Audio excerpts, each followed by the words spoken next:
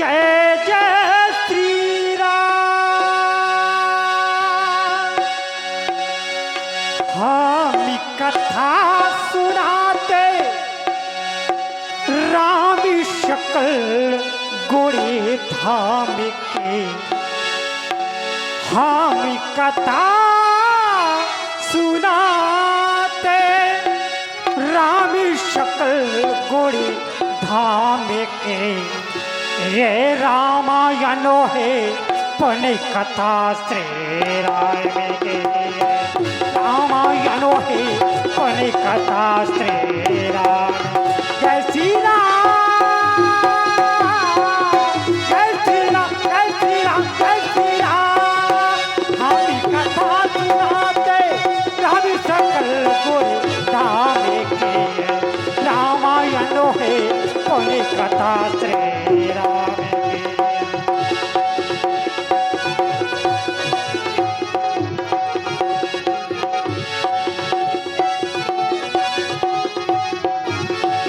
जय श्री राम,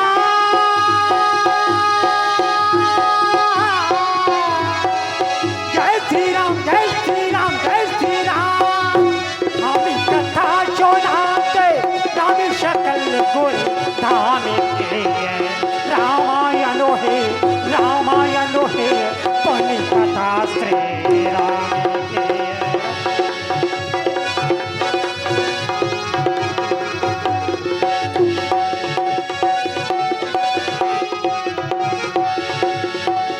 मंगल भमने मंगल हारी त्रिभाव सो दशरथ अजर में आई। श्री राम,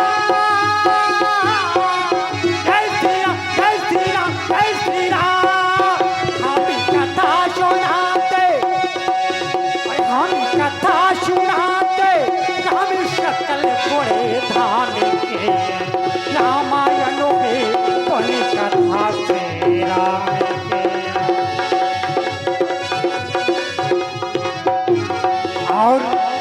और यहाँ से आप देखेंगे महाराज दशरथ जी का दरबार।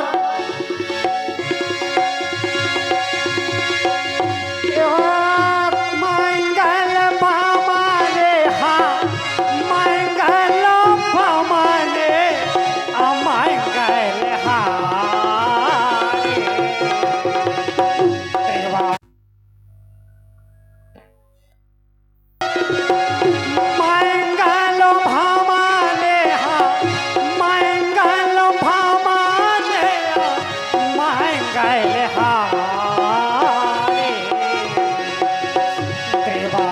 सोताई से रहते अजय बिहारी।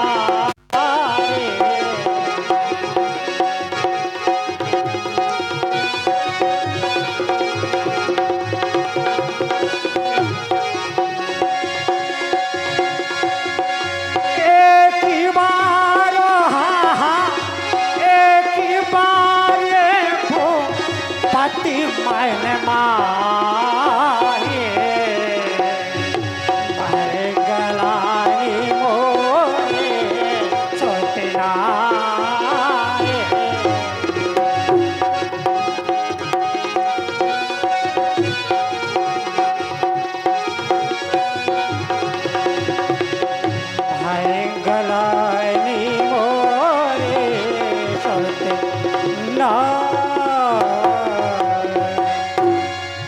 धर्म की उन्नति सकल पाप की छय। एक बार सब मिलकर बोलो महाराज दशरथ की जय, महाराज दशरथ की जय।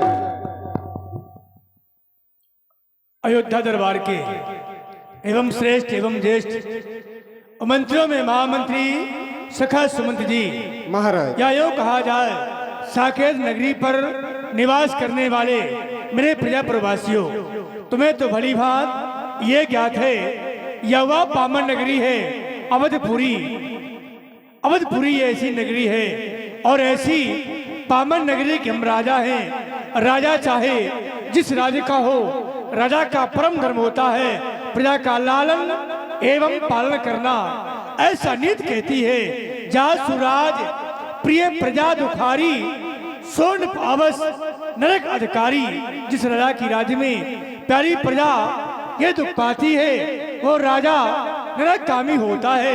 कहा भी तो गया है, जा सुराज प्रिय प्रजा दुखारी, सोन अवस नरक अधिकारी।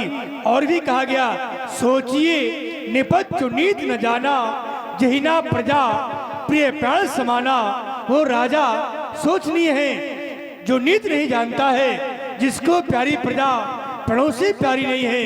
क्योंकि कहा गया है, बजे ताली युगुल कर से, नियम ये सदा से है। प्रजा है राजा से तो राजा भी प्रजा से है। प्रजा की देन है आज हम सिंहासन पर बैठे हैं और हम सोचें कि हमारा सब कुछ है, नहीं हमारा नहीं है, ये प्रजा की देन है। ये प्रजा की देन है जो आज हम सिंहासन पर बैठे हैं। कहा भी गया है, पहने जरी के चीथड़े ऐस का सामान समझे हैं। अरे प्रजा को गुलाम समझे हैं, स्वयं को भगवान समझे हैं। वो सितमगर हैं जो बाकी शान समझे हैं। लेकिन ऐसा नहीं, प्रजा के प्रति हमें उसी प्रकार स्नेह रखना चाहिए जैसे एक पिता पुत्र के प्रति स्नेह रखता है। क्योंकि हम राजा हैं, हमारे पास सब कुछ है। अगर प्रजा दुखी है तो हमें नरक जाना ही पड़ेगा। नीति कहती है कि चाहे न पालोहीन, कि चाहे न पालोहीन, ये सारी बस सुख प्राप्ति हो। और चाहे वो कुबेर की गृह का अधिकारी हो, चाहे रिद्धि सिद्धि वाके घरों में वास करे। और चाहे गजबाजो अन्य धन की बेसुमारी हो, चाहे काल बंदी बड़ी कारागृह पड़ा रहे।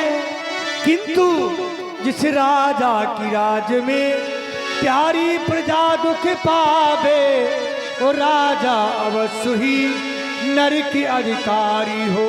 ऐसा ना हो कि हमें नरक जाना पड़े, क्योंकि प्रजा हमारी है, हम प्रजा के हैं और हमने अपना जीवन ऐश्वर आराम में बिता दिया। प्रजा ने दुखमय जीवन यापन किया, तो फिर हमारा रहना न रहना व्यर्थ रहा। इसलिए कहे गए सखा सुमंत जी, प्रजा के बारे में कुछ समाचार बताया जाए। महाराज, जब जब आप राज सिंहासन पर विराजमान होते हैं तो हमसे एक ही बात पूछा करते हैं कि हमारी प्यारी प्यारी प्रजा में कोई दुखी तो नहीं है। महाराज, सुरपति बसे बाह बल जाके जो देवताओं का राजा इंद्र आपकी भुजाओं के बल पर राज करता हो, भला ऐसी प्यारी प्यारी प्रजा में कोई दुखी रह सकता है? नहीं महाराज, कहा गया है कि धर्म धुरंधर गुणनिधि ज्ञानी, कि धर्म धुरंधर गुणनिधि ज्ञानी, जिस राज्य में आप जैसा धर्मात्मा ज्ञानी राजा राज्य करता हो, उस राज्य में प्रजा दुखी नहीं रह सकती।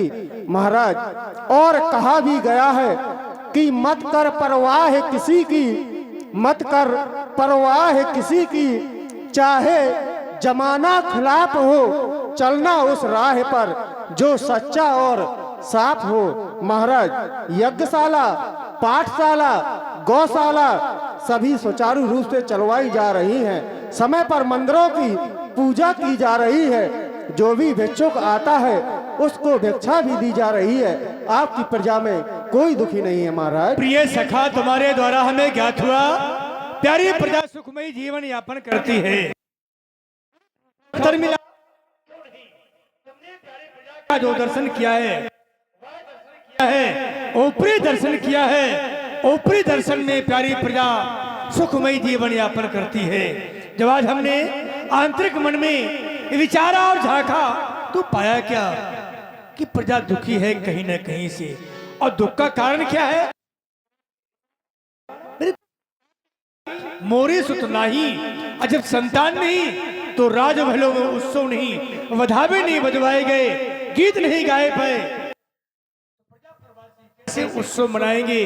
बस इसी दुख से ये प्यारी प्रजा दुखी है, वरना कोई दुख रही हैं और हम प्रजा का दुख दूर नहीं कर पाए। सारा जीवन बिता दिया पर प्रजा का दुख दूर नहीं कर पाए, हमारा जीवन बीत गया। देखो ना सखा सुमंत जी, ये पले पले छाने छाने, ये पले पले छाने छाने ढाले गया जीवन, दुनिया से महरूमो चले। पले पले छाने छाने ढाले गया जीवन, दुनिया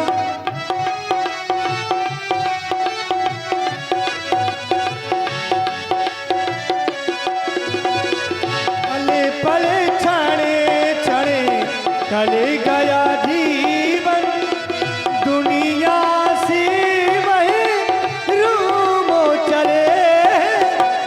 पले पले छाने छाने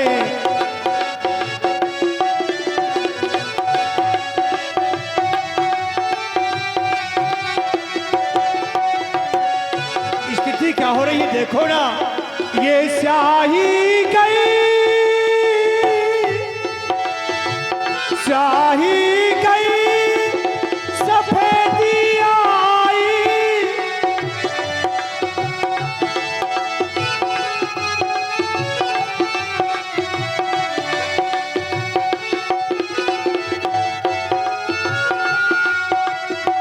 नैनों में नहीं पड़ा तो दिखाई,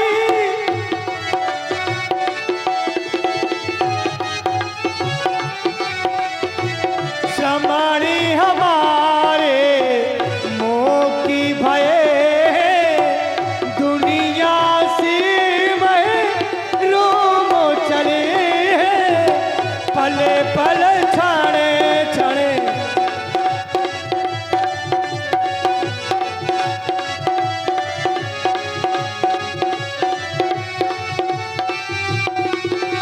विधाता की गति बड़ी विलक्षण है सखा सुमन, विधि की लीला समझो ना आए,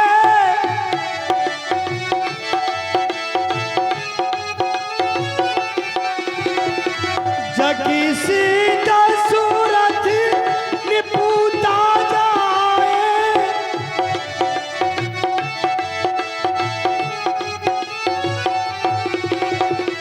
हमी से तो वो सोम भले, जिनकी कुटिया लाली हंसी।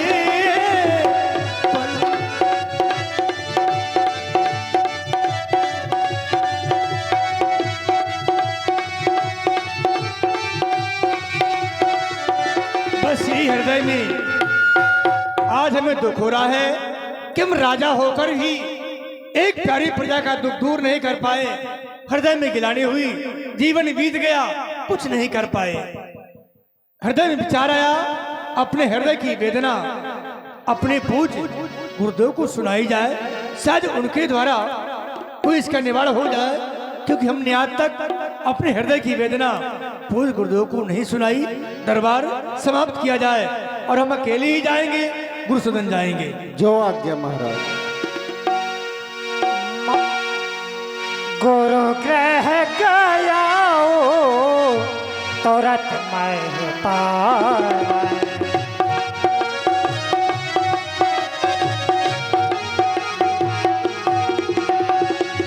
गुरु ग्रह गया तुरत मैं पाया, गुरु ग्रह गया तुरत मैं पाया, गुरु ग्रह गया तुरत मैं पाया।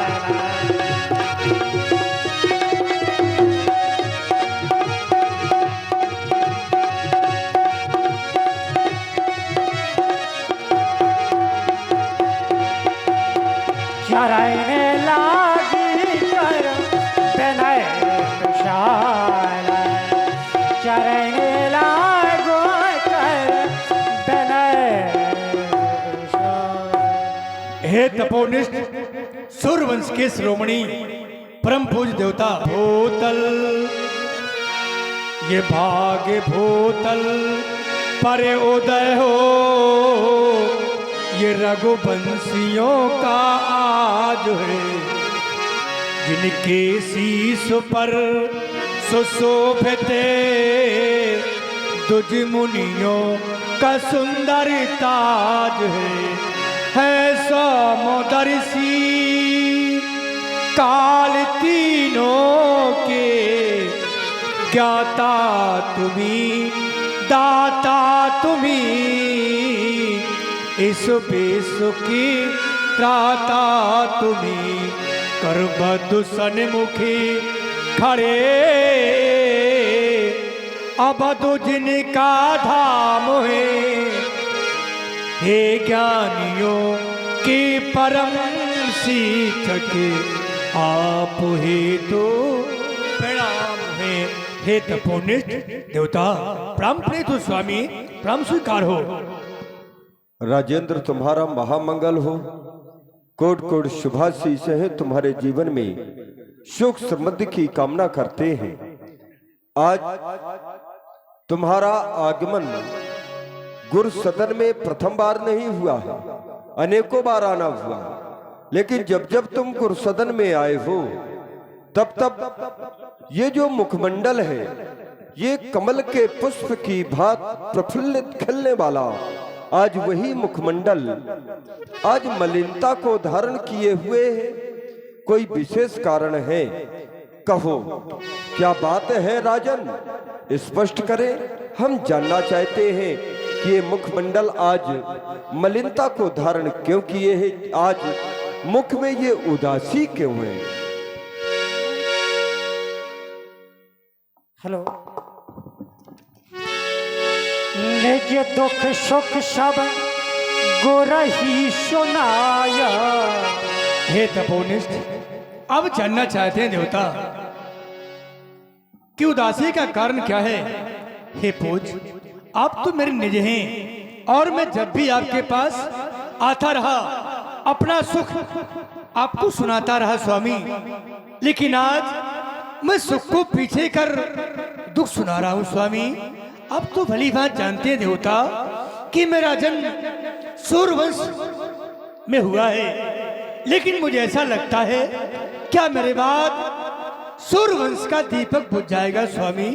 देखे ना देवता, ये सूर्य वंश प्रशंसु भाइयो ना तो जन्मेरो पर जानी परति गुरु मोहे, अब हो न चाहती कुल आज अंधेरो। ऐसा लगता है क्या मेरे बाद सूर्यवंश का दीपक बुझ जाएगा। मेरे बाद ऐसा कौन होगा जो मेरे वंश की बेल बढ़ा सके स्वामी, क्योंकि स्थिति हो गई मेरी ये 53 की अब चौथो जाता, मोहे पुत्र नहीं दीने विधाता। मेरे एक पन नहीं, दो पन नहीं स्वामी, 3 पन व्यतीत हो गए, चौथा पन आ गया पर विधाता ने एक पुत्र नहीं दिया स्वामी। आज मेरी उसी प्रकार गति है जैसी ये माणी बेने फाणी जिमुगे ही बेने दीपा, तेमो अंडा दी बिने मालेने महीपा। जैसे बिना मणि के सर्प शोभा नहीं पाता, महल कितना ही सुंदर क्यों ना हो, अगर महल में दीपक नहीं जलता स्वामी तो दीपक के बिना महल में अंधेरा। उसी प्रकार यदि पिता के जीवन में पुत्र नहीं है तो पिता अधूरा स्वामी। बस यही सोचकर हृदय की वेदना लेकर हम आपके पास आए देवता। हम आए शरण तेरी, हम आए शरण तेरी, गुरुदेव कृपा करे दो।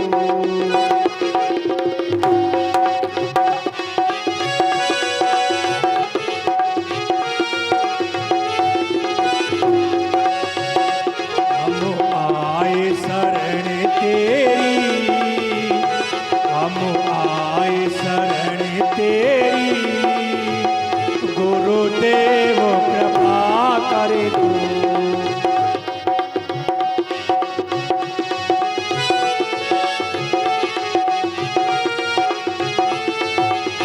क्योंकि स्वामी नहीं संतान तो संपदा किस काम की, ये भोगने वाला नहीं तो इच्छा धन धाम की। आँख मौजूद है पर आँख का तारा नहीं, दिल हुआ बेचैन मेरा जीने का सहारा नहीं। एक पुत्र हमें देकर, एक पुत्र हमें देकर, मेरा वंश अमर कर दो। हम आए शरण तेरी, गुरुदेव कृपा।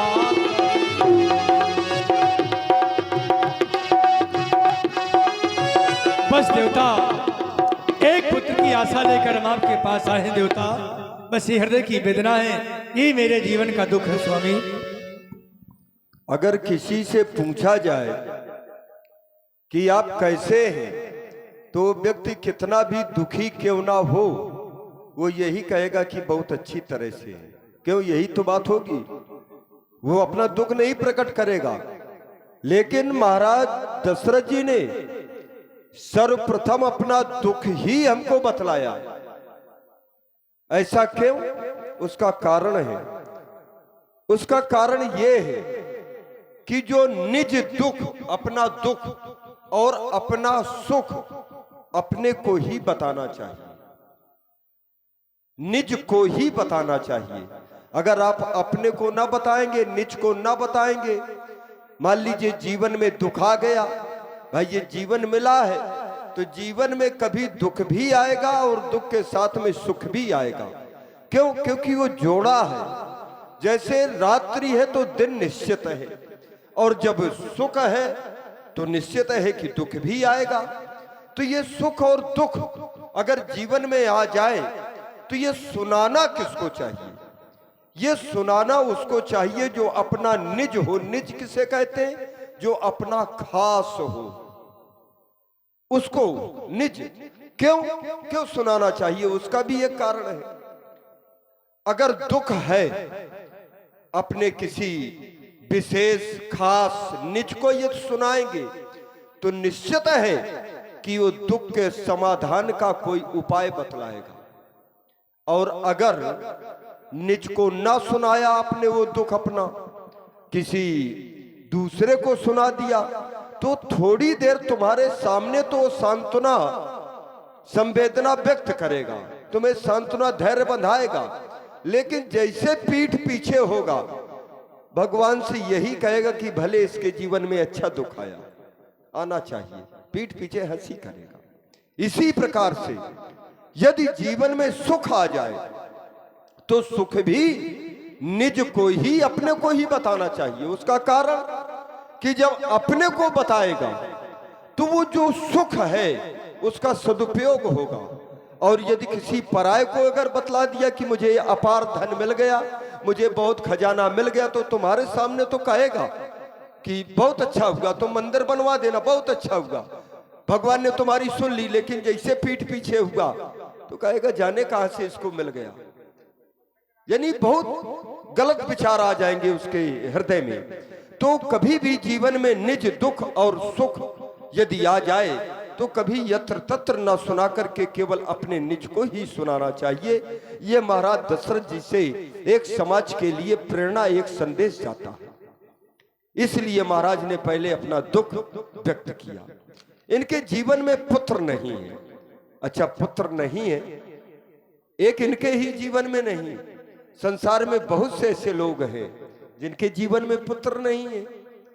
बहुतों के पुत्र हैं लेकिन धन नहीं है, बहुतों के पुत्र भी है और धन भी है लेकिन समाज में कहीं उसकी पहचान नहीं है। ये तीन समस्याएं हैं। और 3 समस्याएं ये व्यक्ति के जीवन को अंधकार में डाल देती हैं। तो व्यक्ति को उपाय क्या करना चाहिए? अगर 3 समस्याएं आ जाएं तो यत्र तत्र कहीं नहीं भटकना चाहिए। महाराज दशरथ के चरित्र का अनुकरण कर ले, निश्चित है कि ये तीनों समस्याओं का समाधान हो जाएगा। अगर यत्र तत्र भटकेगा, भाई पुत्र नहीं है, किसी ज्योतिषी के पास जाएगा, वो दूसरा उपाय बताएगा, किसी तांत्रिक के पास जाएगा, वो दूसरा उपाय बताएगा, जीवन इसी में चला जाएगा, पुत्र नहीं मिल पाएगा। धन नहीं है, धन के लिए भी वही उपाय बताएगा। लेकिन अगर गुरु के पास पहुंच गया तो ये अंधकार है, तो गु नाम अंधकार, रू नाम प्रकाश, जो अंधकार से प्रकाश की ओर ले जाए वही तो गुरु है। भाई निश्चित है कि जीवन में समस्याएं आएंगी, और जब समस्याएं आएंगी तो समाधान गुरु है। अगर गुरु नहीं है जीवन में तो फिर ये समाधान, समस्याएं बढ़नी है, समाधान मिलने वाला नहीं है। इसलिए अगर जीवन मिला है तो सर्वप्रथम प्रत्येक व्यक्ति का ये कर्तव्य बनता है कि अपने जीवन में एक गुरु अवश्य होना चाहिए। अगर गुरु हो गया तो फिर ये उस व्यक्ति की समस्या नहीं, वो तो स्वयं गुरु की समस्या बन जाया करती है। राजेंद्र, तुम्हारे जीवन में कोई पुत्र नहीं है और तुम एक पुत्र की आशा से आए हो। ये समस्या अब तुम्हारी थोड़ा है, ये समस्या अब हमारी आए। तो इस चिंता का त्याग करो, क्योंकि तुमने कहा कि मैंने 3 विवाह किए, प्रयास भी किया, और गुरुजनों के पास, महात्माओं के पास प्रयास नहीं होता है, उनके पास प्रसाद होता है, प्रसाद। तो हमारे पास भी हम महात्मा हैं इनके गुरु। तो इन्होंने जो संसार में लोग हैं, सांसारिक माया में लिप्त हैं, तो ये प्रयास किया करते हैं, और जब प्रयास से कार्य नहीं बनता तब फिर ये भाला वाले, ये माला वालों के पास पहुंचते हैं। तो जो भाला वालों का भाला से काम नहीं बनता, वो माला से काम बन जाता है। तो इन्होंने जीवन में किया प्रयास, महात्माओं के पास है प्रसाद। तो राजन, धरऊ धीर, धैर्य को धारण करो। तुमने एक मांगा है, तुम्हारे जीवन में 4-4 पुत्र रत्न होंगे, 4-4। कैसे स्वामी? अब वो तुम्हारे प्रयास से थोड़ा होंगे, वो प्रसाद से होंगे। भाई महात्माओं के अगर प्रसाद से अगर पुत्र हो रहा है, या कुछ भी महात्माओं के प्रसाद से किसी को प्राप्त होगा, तो उसका फल भी अलौकिक होगा, विलक्षण होगा। तो उसका फल कैसा? वो 4 पुत्र रत्न तो प्राप्त होंगे, लेकिन ये हम महात्माओं का प्रसाद है, उसका फल होगा वो त्रिभुवन विदित। वो केवल एक क्षेत्र में विदित नहीं होंगे, तीनों लोकों में विख्यात होंगे। त्रिभुवन विदित भगत भयहारी, और भक्तों के भय को दूर करने वाले होंगे। तो हम तो गुरु हैं, उपाय आपको बतला रहे हैं। बताइए देवता। उपाय ये है कि विभांडक पुत्र श्रृंगी ऋषि, जो महाराज रोमपाद जी के यहाँ पर पाटिल पुत्र में इस समय उपस्थित है, उनको बुलवाया जाए, उनके द्वारा पुत्रेष्ठ यज्ञ संपन्न कराया जाए, पुत्र रत्न 4-4 प्राप्त हो। हे तपोनिष्ठ, आपकी आज्ञा सिरोधार है, मैं ऐसा ही कर रहा हूँ। किसी सेवक को भेजकर बुलवा रहा हूँ। प्रिय सेवक, पटना चले जाओ, महाराज रोमपाद जी के आश्रम से विभांडक ऋषि के पुत्र श्रृंगी जी को लेकर अवलंब आना है। जाओ, आदेश है तुम्हारे लिए। श्रृंगी साही वशिष्ठ बुलावा, श्रृंगी साही,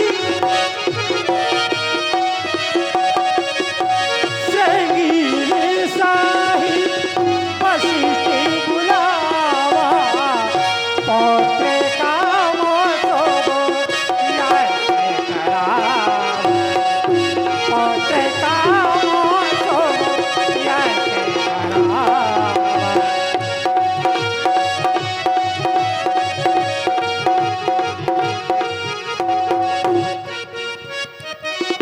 हे ऋषिवर, मुझे किस लिए बुलवाया है? बुलाने का एक ही कारण है, इनके जीवन में कोई पुत्र नहीं है। ये